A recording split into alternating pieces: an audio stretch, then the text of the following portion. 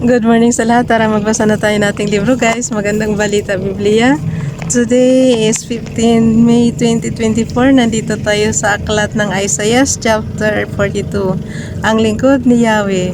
Basa. Pakisabayan ako ng basa guys para pareho tayo dito matuto.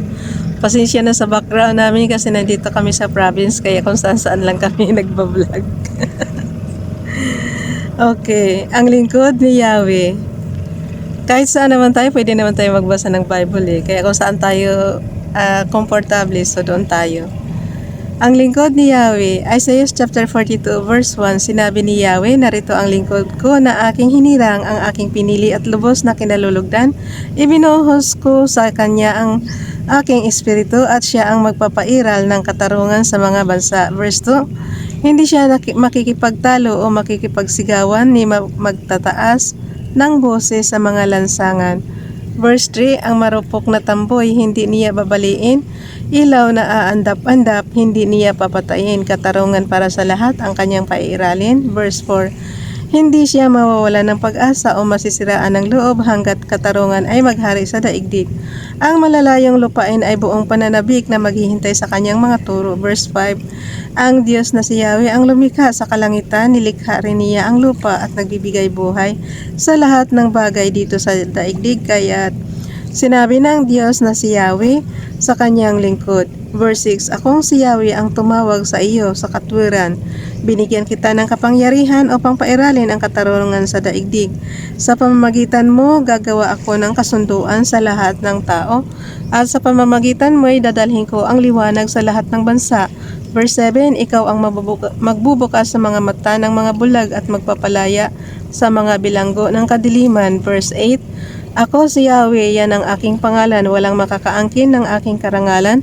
Ang papuri sa akin, hindi sa Diyos-Diyosan. Verse 9, ang mga dating pahayag ko ay natupad na, mga bagong bagay ang sasabihin ko, ngayon bago pa mangyari ang mga ito.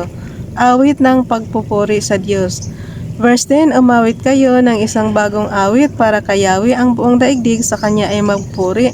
Purihin ninyo siya, kayong mga naglalayag, kayong lahat ng nilalang sa karagatan. Umawit kayong lahat na nasa malalayong kapuluan.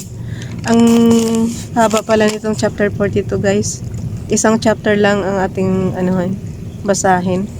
Ulitin ko yung verse 10. Awit ng pagpupuri sa Diyos. Verse 10, umawit kayo ng isang bagong awit para kay Yahweh, ang buong daigdig sa kanya ay magpuri. Purihin ninyo siya, kayong mga naglalayag, kayong lahat na nilalang sa karagatan, umawit kayong lahat na nasa malalayong kapuluan. Verse 11, kayo ay magdiwang, kayong nasa disyerto at sa mga bayan, mga taga-Kedar. Kayo ay magdiwang, mga taga-Sila, kayo ay mag-awitan, kayo ay umakyat sa tuktok ng bundok, at kayo sumikaw na sa kagalakan. Verse 12, kayong nasa malalayong lupain, purihin ninyo si Yahweh at parangalan. Verse 13, siya ay lalabas parang mandirigma, na handang lumaban, siya ay sisigaw bilang hudyat ng pagsakay, at ang kapangyarihan niya ipakita sa mga kaaway.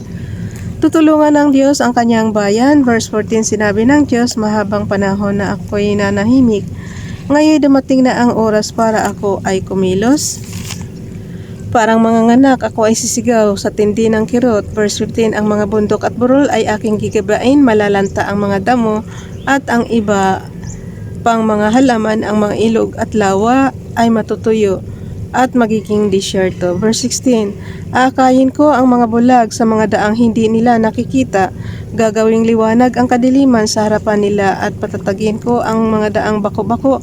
Ang lahat ng ito ay aking gagawin alang-alang sa kanila. Verse 17, mabibigo at mapapahiya ang lahat ng kumikilala at nagtitiwala sa mga Diyos-Diyosan.